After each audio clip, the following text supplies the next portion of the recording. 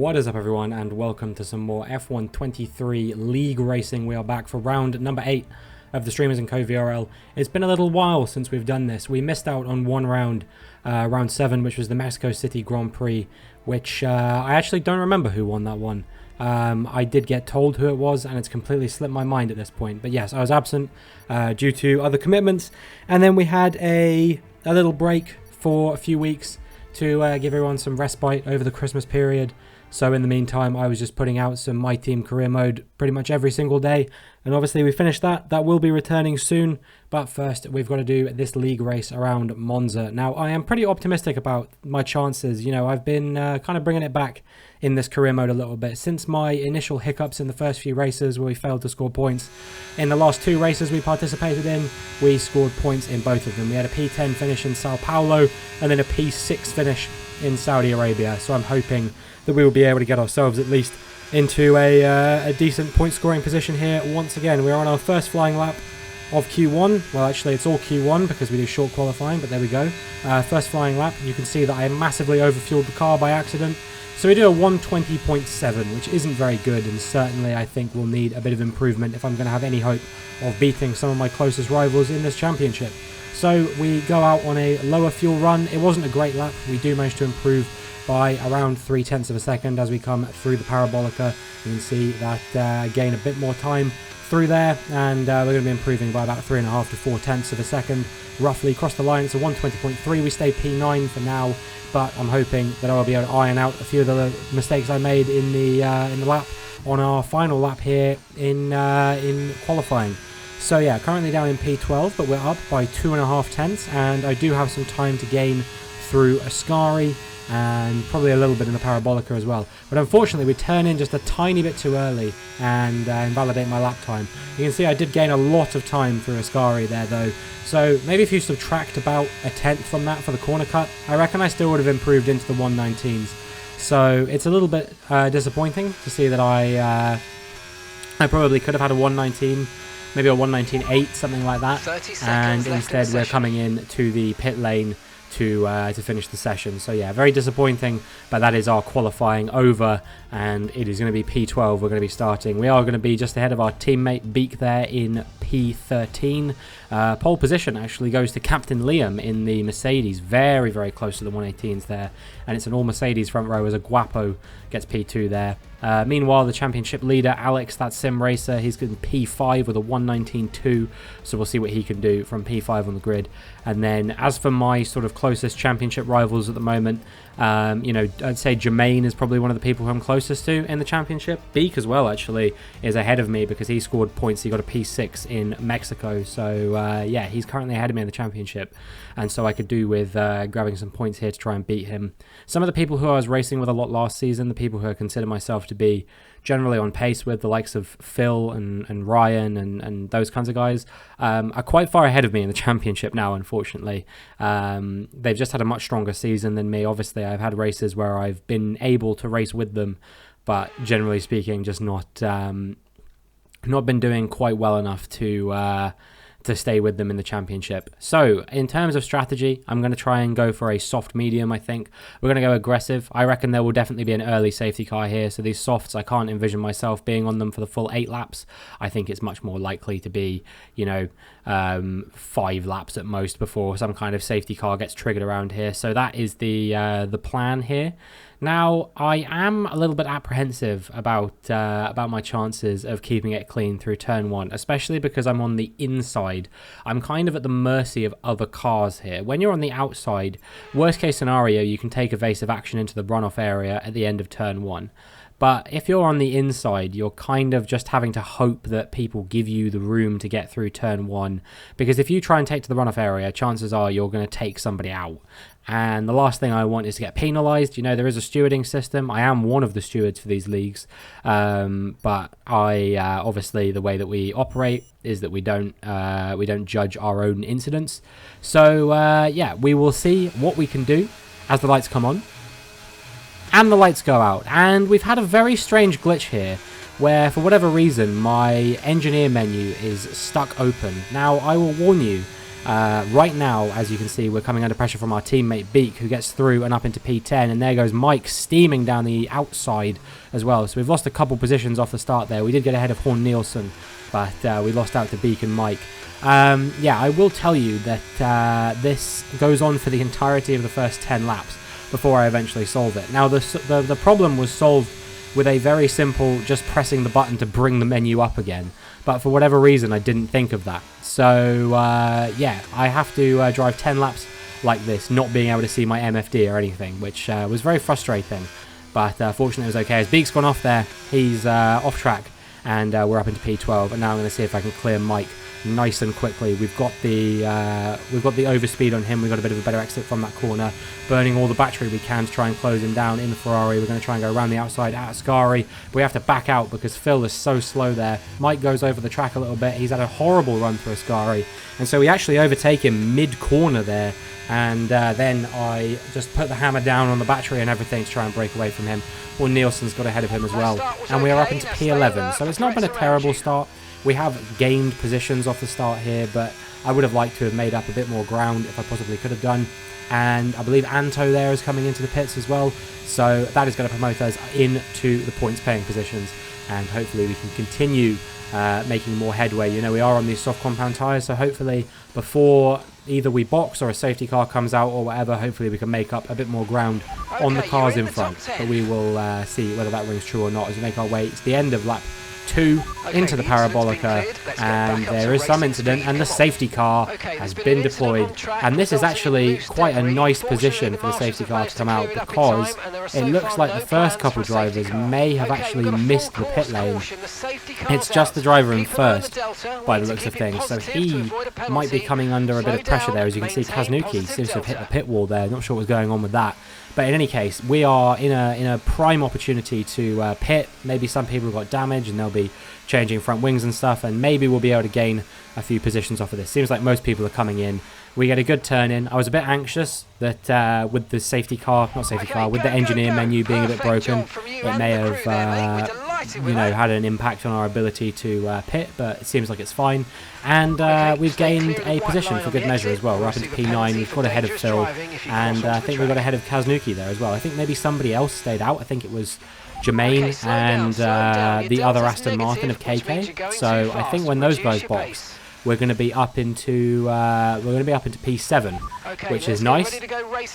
So yeah, we will see what we can do from P7 now. We've had a pretty lucky Grand Prix so far with the safety car. However, it may not be so lucky if we have to do the rest of this Grand Prix on the medium compound tyres when everyone around us is on the hards. Yes, I can see that Mare there in P5 is on the mediums as well. But, I mean, we'll have to see how the rest of the race unfolds, I suppose. We've got Lewis for company in front of us in the Ferrari for a change instead of the Alpine, because he's decided to rescind his seat in the Alpine, and now he's operating as a reserve driver. So, yeah, he's in the Alpine. KK going to serve his drive-through in a very interesting manner there, overtaking as many cars as he could. Not sure if the game's going to let him serve a drive-through like that, because it was yellow flag conditions going into the pit lane. But we've had a decent safety car restart nonetheless. We're not going to gain any positions off this, but we should be okay to hold on to the position. Looks like a Guapo is coming up our inside, but we have the inside line for the exit of the chicane, and that is going to allow us to stay ahead. I think he made a bit of contact with us there, actually, but what do I know? As we make our way through the next sequence of corners, we are going to be comfortably in P7 now, and hopefully we can defend from a Guapo. Of course, he has boxed, but then again, so have most people at this point. So I think we should have a pretty good opportunity to hopefully hold on to the position we're in, and maybe start challenging some of the cars in front as well. You never know. I'm trying to think, Ryan is certainly the kind of driver who I definitely think I have the pace to contend with. I think the front guys are maybe a bit faster than me, particularly this Undertaker Dylan guy, who is currently leading the race in the Aston Martin. He seems to be pretty pacey from what I can tell. Alex as well in P2 in the Alfa Romeo. He's a pretty fast driver. So I definitely don't think I can contend with them. But maybe, I see the likes of Mare and Ryan involved here as another safety car comes out. And I think to myself that a podium could be achievable here. You know, it's probably unlikely. I definitely say these guys are a little bit faster than me, but with a bit of luck, you never know. Is anyone going to be coming into the pits here? I'm not sure. Looks like one person is. No. Oh, yeah, never mind. I was a bit confused there. So Liam's in. I think somebody else ducked to make it look like they were coming into the pits and then dummied away at the last second. So we're promoted up into P6, but who knows whether we'll be able to stay here or not. There are a few fast drivers running quite close behind us. Aguapo is pretty fast on his day. He's had a few podiums already in this league. Kaznuki, definitely very pacey, just struggles with the consistency a little bit. And I think Anto is in the mix there as well, and I wouldn't be surprised if he would be able to, you know, maybe make a challenge on me as well. So we could potentially fall as low as P9, as make a bit of contact there with Lewis. Was lucky not to get penalised for that one, or maybe even get some kind of damage or something like that. I think we were lucky to escape with just, you know, a little bit of a scare. And hopefully the safety car restart will be a little bit cleaner than the one that came before. Once again, Undertaker Dylan is leading the race, but who knows who will be leading into turn 1. And at the end of this safety car restart, you can see it is Undertaker Dylan, followed by Alex, followed by Mary, and then we've got Ryan, Lewis and myself operating in the top 6 at the moment. There's the restart. You can see Undertaker Dylan went away, and he is moving all over the track at the moment. He actually got issued a formal warning for this, because that was deemed weaving, as he went from left to right to left again. And Aguapo diving up the inside of me there, and we're going wheel to wheel through the corner. I get it a bit wrong there, and he just about got ahead of me. His wheel was ever so slightly ahead of me there, and that was enough. With Beek's retirement there, very disappointing for him as well. But with Beek's retirement there, that is the position lost for me, unfortunately. So I might have been able to get that one if it weren't for the fact that Aguapo was just ever so slightly ahead of me when the safety car actually came out. So there wasn't really much I could do. And that is us down into P6 because Undertaker Dylan has decided to go for an interesting strategy where he has boxed again. I think he's gone either onto another set of mediums or maybe even a set of softs to the end of the race. And he's going to have to try and carve his way through the majority of the field. Yes, it's Monza, which is the track that is not too difficult to overtake at, but it's still a curious strategy when you're leading the race. I guess now I think about it, he actually hadn't boxed up until this point, so he had to box at some point. And you never know, maybe that was the right decision for him. I guess we'll find out whether that proves to be the right decision or not as the race unfolds. But Alex is leading the race now from Mary and Ryan, and we know that Alex likes to take his time on the safety car restarts. Lots of people going wheel to wheel here, and we won't know he's gone until he's gone. And there it is. There he goes once again. Absolutely punches it. Kaznuki kind of caught napping a little bit there by the looks of things, and that means that we are going to be able to get away from him a little bit here. But he is closing us down, going to the inside, but we have to actually take evasive manoeuvres there, or we were going to go into the back of Aguapo, make a bit of contact there with him. Fortunately, I don't think he got any damage, and neither did we. And in case you haven't noticed, my MFD glitch has fixed itself now, so hopefully we can start piling the pressure on some of the cars in front and be able to be aware of our tyre wear and that kind of thing. Keep in mind, we've already been on these medium tyres for about 10 laps at this point, as I have to get out of the way there of Phil, who absolutely dive bombs up the inside, cuts the corner, gets a 3-second penalty for his troubles. And interesting decision there from Phil, but hopefully we won't have to worry about him too much going forward. Meanwhile, you can see Undertaker Dylan already there in P8, and I'm sure it won't be very long before he is putting the pressure on us. You can see as we make our way around the Parabolica, he's just a few tenths down on us on a fresh set of mediums. 10 laps fresher tyres than us. I would not be very surprised if he makes this one look quite trivial. And you can see with the DRS. Actually, he doesn't even have DRS because the DRS hasn't been enabled on the safety car restart there. I shat myself when he glitched back a little bit there. But fortunately, it was all right. And that is us down into P7. I didn't expect to be able to hold the position. I wouldn't be surprised if Anto makes a move on us as well. So I think the best position we can probably hope for here is P8. But with Mike holding up the cars behind, I'm optimistic that we can at least get P8 here and grab 4 more points for our championship chances. And that would put us on 13, which I think would take us back ahead of our teammate at least. I believe he's on 11 points in the championship at the moment. But, I'm not going to make things easy for Anto. I don't know how long he's been on those soft compound tyres for, but I'm going to try and race him as much as I possibly can. As you can see, he's going to try and go for the move here round the outside at Parabolica. Not the best idea for a move, but he does just about manage to make it work, and he gets ahead of us there. But no DRS enabled just yet, so we are going to have the slipstream on him as the DRS gets enabled now, but we won't have it on this occasion. But yeah, with the slipstream, I was able to just about get the overspeed on him. I do have a very, very low downforce setup as well, which means that we're quite fast in a straight line around here. Wheel to wheel with Anto, holding each other up. A treat there for Phil, who wants to get involved in the fight. Yes, he's got that 3-second time penalty, but with those soft compound tyres, who knows what he could be capable of doing towards the end of this race. I think they're fresh softs as well, so I wouldn't be surprised if he can maybe try and mount a bit of a challenge to break those 3 seconds away from me, maybe. So we want to try and stay ahead of him if we can, maybe keep a car between us. And so I dive up the inside of Anto, but he's going to try and fight back around the outside once again. And in the end, what that's going to make happen is it's going to give me the DRS on Anto. So I'm feeling like maybe we should be able to close down Anto here a little bit. But what's actually happening is that Phil is closing us down, and the only thing that stops him from going for that move on us was the fact that he got boxed in between me and Anto, and he had to kind of back out of it, or he was going to go into the back of Anto.